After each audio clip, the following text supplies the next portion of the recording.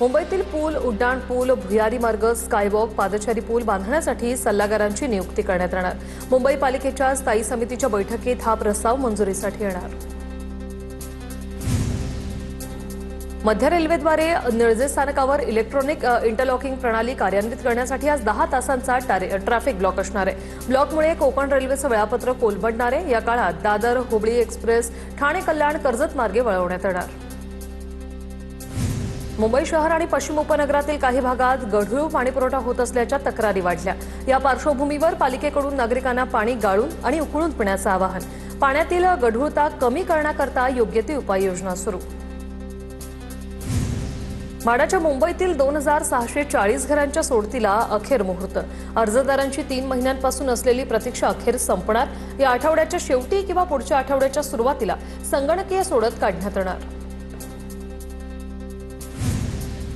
माडाच्या कोकण मंडळातर्फे ठाणे, कल्याण, डोंबिवली, पनवेल, वसई, विरारमधील 5000 घरांची सोडत निघणार। ऑगस्टच्या शेवटच्या किंवा सप्टेंबरच्या पहिल्या आठवड्यात जाहिरात प्रसिद्ध करण्यात येणार।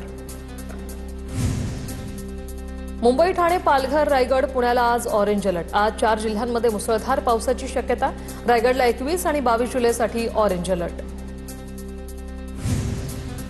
कोकण पट्ट्यात पुन्हा मान्सून सक्रिय। बंगालच्या उपसागरातील कमी दाबाच्या पट्ट्याचा परिणाम अरबी समुद्रात जाणवणार।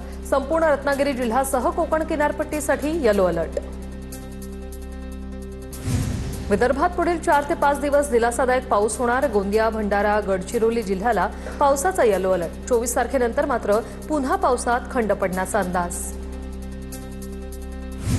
धाराशिव जिल्ह्यात 2 दिवस झालेल्या पावसामुळे खरीप पिकांना मोठा दिलासा। पावसाअभावी करपण्याच्या मार्गावर असलेल्या सोयाबीनसह इतर पिकांना जीवदान। शेतकऱ्यांमध्ये समाधानाचं वातावरण। बुलढाणा जिल्ह्यात निकृष्ट सोयाबीन बियाणं विकल्याप्रकरणी 5 बियाणं कंपन्यांविरोधात गुन्हे दाखल।